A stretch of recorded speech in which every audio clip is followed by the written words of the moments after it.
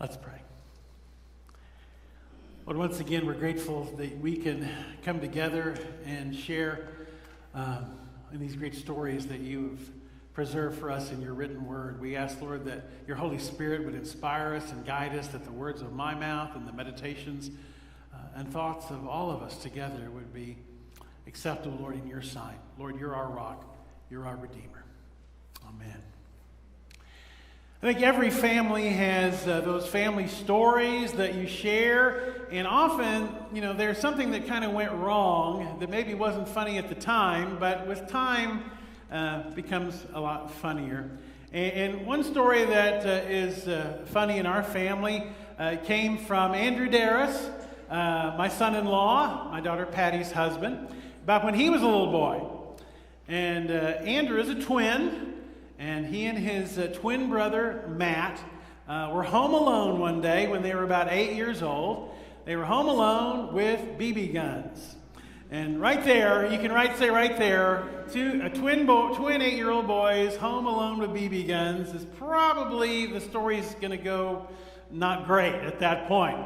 So they had these guns, and Andrew decided it would be really fun to prove that well-known fact that glass is bulletproof. Because everybody knew that. Everybody knew that glass is bulletproof, right? So Andrew got behind a glass door and instructed Matt to shoot him. Because he knew the glass, would just bounce off the glass. So Matt agreed, and Matt shot the gun with Andrew behind the glass door, and the bulletproof glass theory was disproved, actually. The glass, luckily, didn't just shatter all over the place. It spiderwebbed, It just crack. It didn't fall out of the door, but it all just cracks all over it, which was not the outcome that they had expected. But they had a brilliant idea that they would fix it with Scotch tape. So they got the Scotch tape to go over all the cracks, knowing their mother would never know the difference. Mom would never notice that now that they had taped it up. And unfortunately, when their mom got home, she actually did notice that the glass had been irrevocably cracked and ruined. And that glass had to be replaced. Because sometimes broken things just can't be fixed. Some things, when they're shattered, can't be fixed. If you take a glass vase and drop it on the concrete, the chances of piecing it back together are pretty slim and none. Some things, once they're broken, just can't be fixed. And earlier, what we read was this part of the story about Moses breaking 2 stone tablets to bits and smashing them.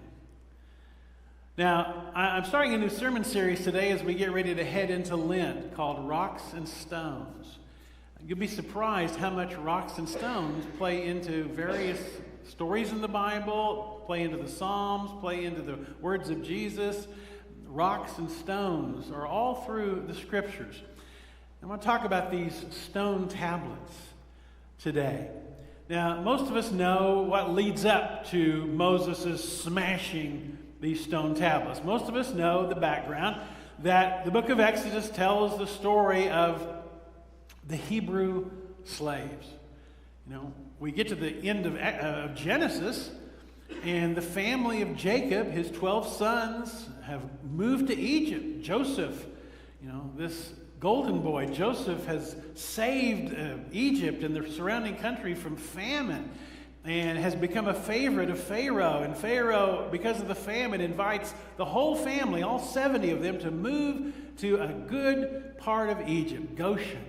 So we end Genesis with the family of Jacob, the children of Abraham, Isaac, and Jacob, being the favored people and guests in the land of Egypt.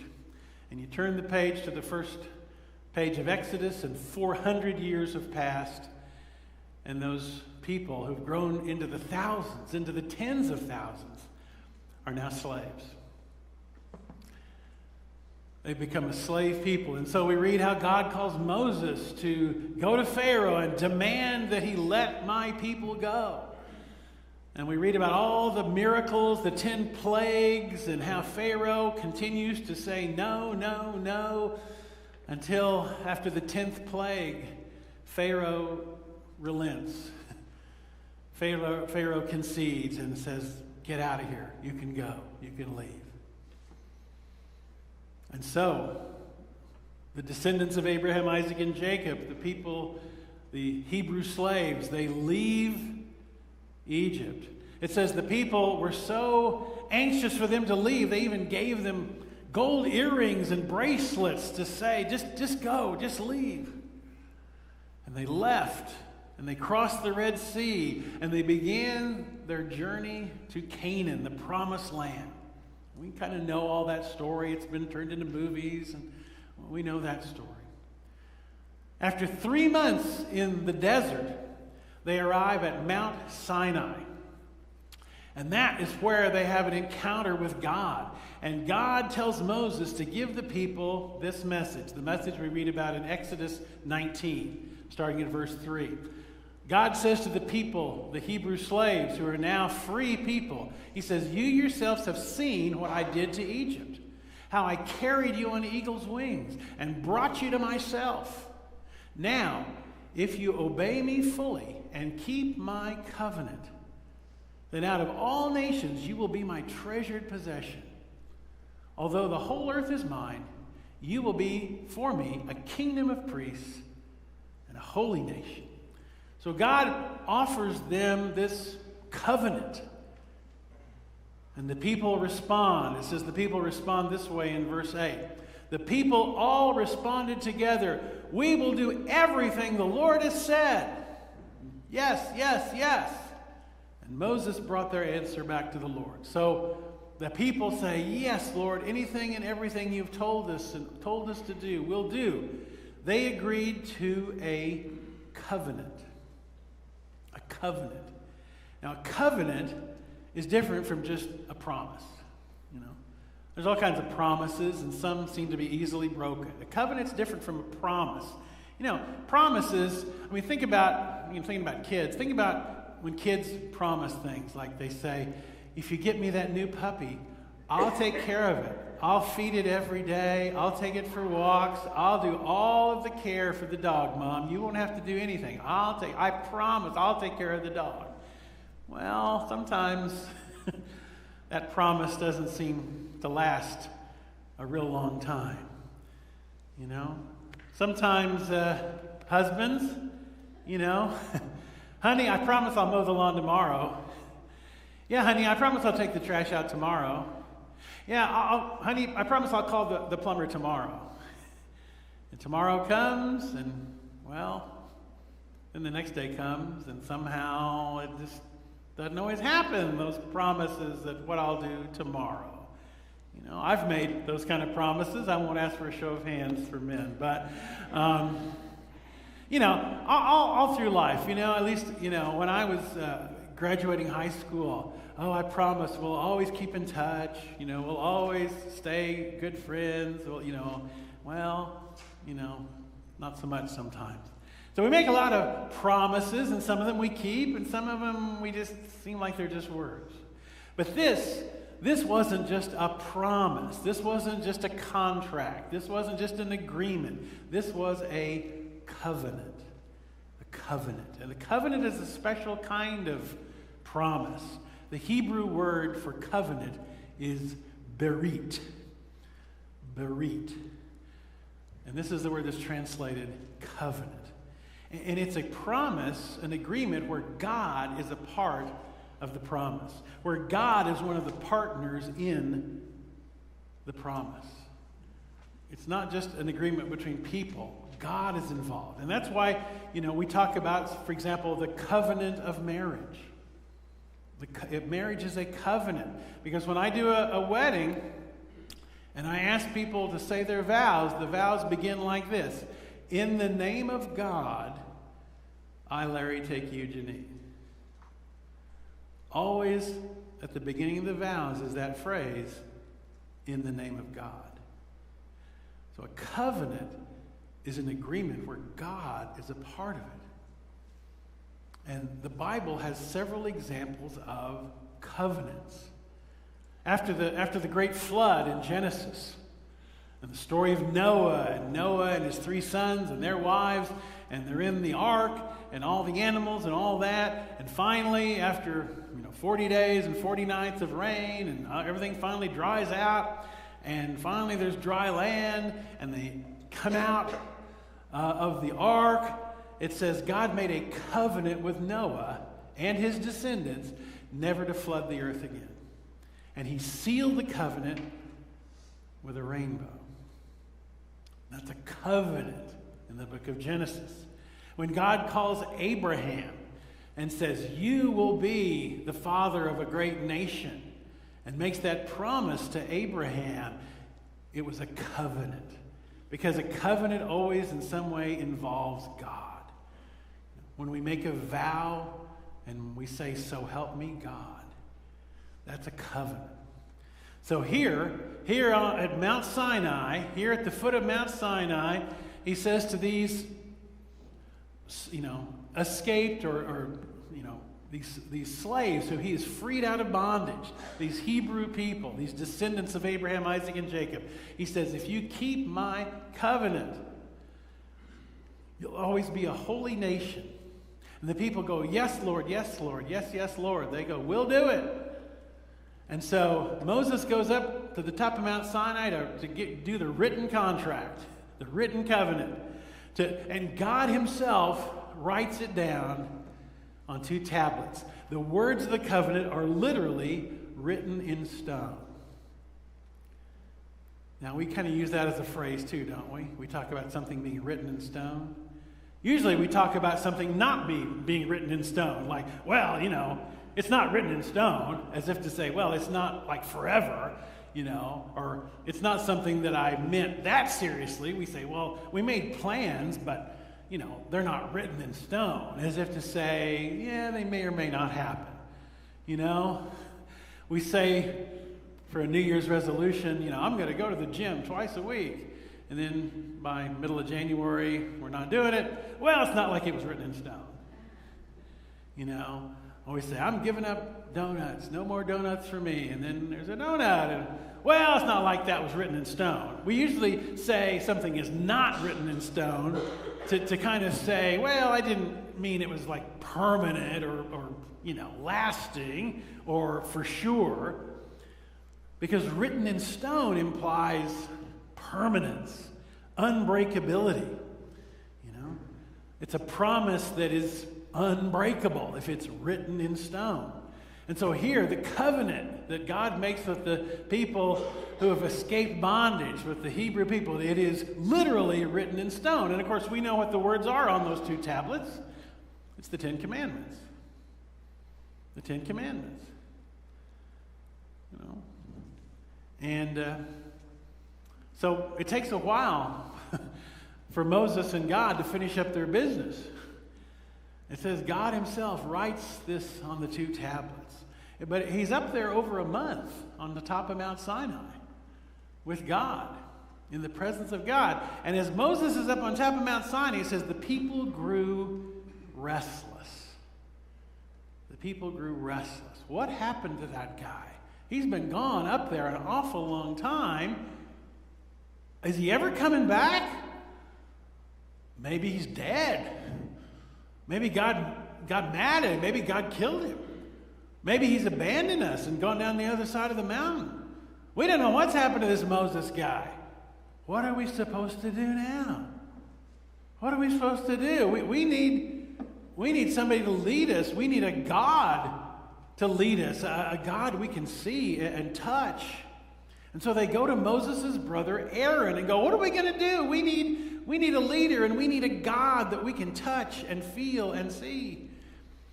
And Aaron says, those earrings, those gold earrings that the Egyptians gave you to say, get out of here, and ask your God to not punish us anymore.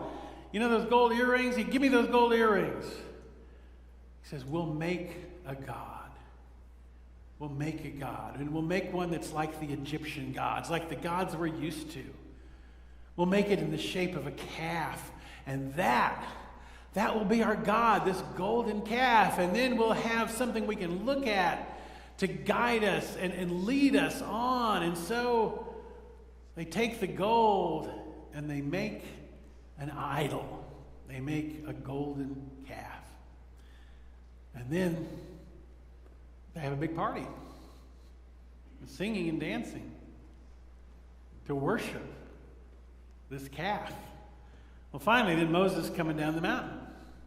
Moses is carrying these 2 stone tablets, carved in stone, written in stone, with the covenant written upon it by the finger of God. He sees the people singing and dancing and playing Ring Around the Rosie with the golden calf. He takes the 2 tablets and he smashes them. And they break into little pebbles and fragments. He smashes the tablets because the covenant has been broken when it barely had begun. When they barely begun, the tablets are broken. And Moses is just, he can't believe this. He can't believe they've gone off the deep end so quickly. He can't believe they've done this so quickly. He can't believe his brother let it happen, his brother Aaron. So he finds his brother Aaron. And here's how it tells us about that conversation. Exodus 32:21. Moses says to Aaron, "What did these people do to you that you led them into such great sin? What were you thinking? What's going on?" "Do not be angry, my lord," Aaron answered. "You know how prone these people are to evil. They said to me, 'Make us gods who will go before us.' As for this fellow Moses who brought us up out of Egypt, we don't know what's happened to him. So I told them, 'Whoever has any gold jewelry, take it off.' Then they gave me the gold, and I threw it into the fire, and out came this calf." We have skipped a few steps there, you know? I'm not sure that's how it works to make a gold statue. You throw the gold in the fire, and out comes the statue. I think he may have skipped over a part of that story. Threw it in the fire, and out came this calf. By the way, did you know what happened to the golden calf? I don't know, if that's part of the movies usually, or the part of the story. You know what happened to the golden calf? Exodus 32:20. Moses took the calf the people had made and burned it in the fire. Then he ground it into powder, scattered it on the water, and made the Israelites drink it. He ground it into powder, put it in the water, and made them drink it. Which there were probably a lot of upset tummies in Israel that night. I don't think we were meant to digest gold. He made them drink it. Now, of course you might say, well, sin definitely leaves a bitter taste in your mouth. Sin definitely gives you a sour taste in your stomach. We read this story and we read about the people so quickly turning away and Aaron's foolish excuses, and we think, these idiots, from 4,000 years ago, what a bunch of weak-willed nincompoops, They lacked patience. We would have done better if it had been us. We would have been more patient. We would have been more obedient. We would have been more trusting than these fools back then. We would have done better. We wouldn't have given up on Moses and God so quickly. Well, would we? Would we have kept the covenant of God better than these folks? Let's think about the 10 rules that are on those tablets. Because, spoiler alert, they have a second set that they get made later. Do we follow those 10 rules all the time, every day? The first one says, God is your only God. Nothing in your life needs to be above God. Have you ever put anything in your life above God? Have you ever made anything in your life more important than God? Have you made something else in your life an idol? You know? Honor the Sabbath. Keep it holy. Sabbath is for worship and rest and family. We never break that. Honor your parents. And it's not talking to kids, it's talking to adults. It's talking to adults about honoring their parents. Well, you haven't met my parents, all the things you're not supposed to do, like murder. That one I can say for sure. I've never murdered anybody. But then Jesus says, he says if you hate somebody in your heart, it's like you've already murdered them. You're not supposed to steal or lie. Not supposed to lust after somebody else's spouse or somebody else's stuff. We call that coveting. I do wish I had their house. Wish I had his backyard. Wish I had her kitchen. Wish I had what they had. I mean, you get the idea. When we look at the Ten Commandments, we don't always get a perfect 100. One of the sad things is the majority of people who identify as Christian in this country cannot name the Ten Commandments. But we don't do perfectly with those. Now, we might not be dancing around a golden calf, but when we're honest, we break the covenants. We break God's rules. We break God's covenant written in stone. And, admitting that is the first step. Admitting that you have failed. Admitting that you've broken God's laws. Admitting that you've let God down. Admitting that you've missed the mark. That's really the first step. Because so often we don't even want to admit we've done anything wrong. We like to go, it's like Aaron. He's like, these people are bad and they kind of pushed me into it and I just threw it in the fire. We do that. Well, everybody wanted to do it and I just kind of went along and, I didn't really think and I didn't realize at the time what I was doing, and we just make excuses. And we somehow think God is going to buy them. When God knows everything we do, and he knows our hearts and he knows our thoughts. And the first step is to just say, yeah, God, I did it. I let you down. I did what I shouldn't have done. And I knew it was wrong, and I did it anyway. Just being honest with God. It's funny how, just because I'm a pastor, sometimes I know people think that if I see it, that means God has seen it somehow. I remember years ago going to visit a woman, and I don't guess she knew I was coming, and she opened the door, and she happened to have a cigarette in her hand, and she did this to hide it behind her back, lest I see it. Like, oh, God will see it if he sees it,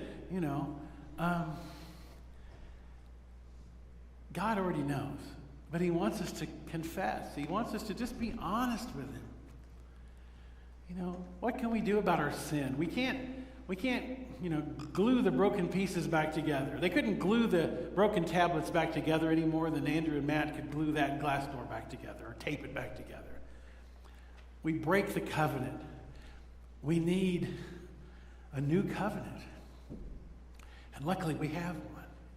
We have a new covenant. Matter of fact, covenant is a better word than testament. We refer to the two parts of the Bible as the Old Testament and the New Testament. The word testament really is not nearly as good as many have suggested, and I think they're really onto something. The better names for the two parts of the Bible are Old Covenant and New Covenant. That's really more descriptive of what these two, the 39 books of the first 39 books of the Bible and the later 27 books of the New Testament. The Old Covenant, the New Covenant. Because in what we call the New Testament, the New Covenant, we find a new covenant. A new relationship with God made possible by Jesus. A new way of healing that relationship with God that we break every time we sin. And Paul talks about it this way. Paul puts it this way in Romans 5, 6 through 8. Paul says, you see, at just the right time, when we were still powerless, Christ died for the ungodly. Very rarely will anyone die for a righteous person, though for a good person, someone might possibly dare to die. But God demonstrates his own love for us in this. While we were still sinners, Christ died for us. While we were still sinners. Christ didn't die for us because we were good. He died for us because we've messed up. That's why he went to the cross. He didn't go to the cross to congratulate us on being perfect. He went to the cross to die for our sins. That's why he went to the cross. You know, if you've ever read one of John Wesley's sermons, which not that many people have, because they're, the language in the 1700s is quite a bit different from our language, and his written sermons, I think, were actually different from the way he actually preached. But you see a pattern in Wesley's sermons that I think is really a pattern that we need to always kind of be thinking about. When he would preach to the miners coming out of the coal mines or the people in the street, he had to start. He would start by just telling people, hey, you've messed up. You're sinners. You've offended God with your life. I mean, he had to start by showing them why they were separated from God. And then he would preach the gospel. He'd preach the good news.